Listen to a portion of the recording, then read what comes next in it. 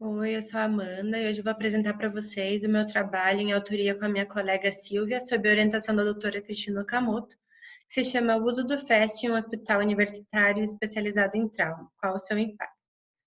O paciente abordado pela gente nesse trabalho, então, é o paciente vítima de trauma abdominal contuso, e por se tratar de uma topografia bastante ampla, ele pode apresentar tanto um dano local quanto um comprometimento multissistêmico, de forma que o exame físico dele pode ter a precisão comprometida pela queda do nível de consciência ou instabilidade hemodinâmica. Dessa forma, a gente precisa lançar a mão do uso de exames complementares, como a tomografia, a laparotomia e o FAST. O FAST, então, é a ultrassom à beira de leito, que é indicado para pacientes vítimas de trauma abdominal contuso, na presença ou não de instabilidade hemodinâmica. Ele serve para guiar nossas condutas ali dentro do hospital, para avaliar a necessidade de outros exames com potencial de risco ou algum procedimento. Ele identifica líquido livre em 4 janelas ecográficas, sendo elas a número 1 pericárdica, número 2 hepatorrenal, 3 esplenorenal e 4 suprapúbica. Então, aqui seria um fluxograma para explicar de que forma que ele conduz a gente no intra-hospitalar para as próximas condutas, os próximos passos para esse paciente.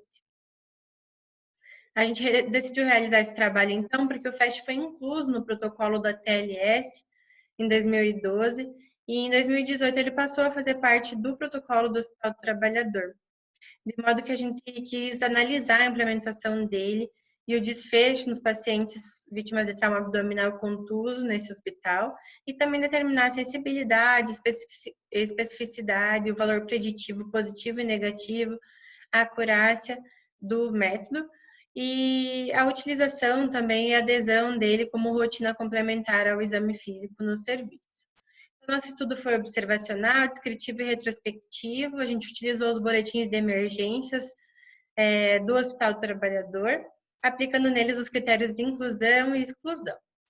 A gente criou, então, intervalos de tempo, caracterizando o grupo 1, anterior à implementação do FAST, e o grupo 2, posterior à implementação do FAST nesse serviço, e fizemos uma estimativa de custo utilizando como base a tabela do DataSUS de setembro de 2019.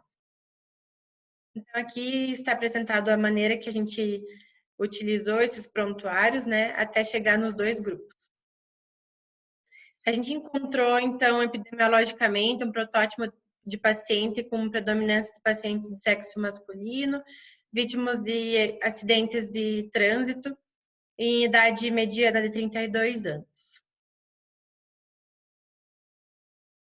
Então, antes da implementação do FAST, o que a gente pode achar foi que a maioria dos pacientes que foram submetidos à tomografia computadorizada tiveram seus resultados negativos e não precisaram de nenhum outro método diagnóstico para seguir a conduta do atendimento, de modo que eles poderiam ter sido poupados desse método com um potencial de risco.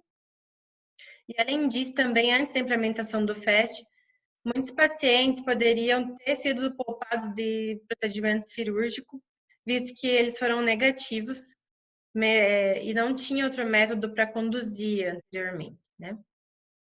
Após a implementação do FAST, então, a gente percebe que 180 pacientes realizaram o FAST e a maior parte dos pacientes não precisaram realizar outro procedimento diagnóstico, de maneira que mostra que o FAST foi efetivo para conseguir triar esses pacientes e até fazer o diagnóstico.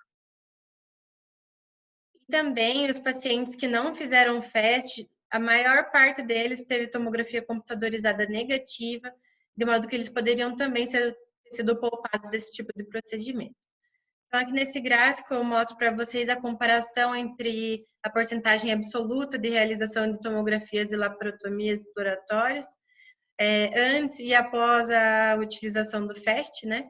Veja como caiu, né, de 83,8% para 28,8% de tomografias de abdômen realizadas e 59,2% para 9,5% a quantidade de laparotomias exploratórias realizadas. A gente fez uma estimativa de gastos também, então a amostra anterior A implementação do FAST, 67% dela foi submetida desnecessariamente a métodos diagnósticos com potencial de risco, como a tomografia e a laparotomia, gerando um gasto de R$ 18.905,51 nesse período. E após a implementação do FAST, 39,8% dos pacientes poderiam ter sido poupados da exposição a esses métodos com potencial de risco e podendo ter poupado R$ 16.774,23 nesse período estudado também. Então, o que a gente estimou foi uma sensibilidade de 50%, especificidade de 97,7%, valor preditivo de 42,8% e negativo de 98,2%, com uma acurácia também bastante alta, o que vai de encontro com o que já era achado na literatura anteriormente. A gente vê também que esse valor da sensibilidade pode aumentar com a experiência do operador, visto que é um método operador dependente.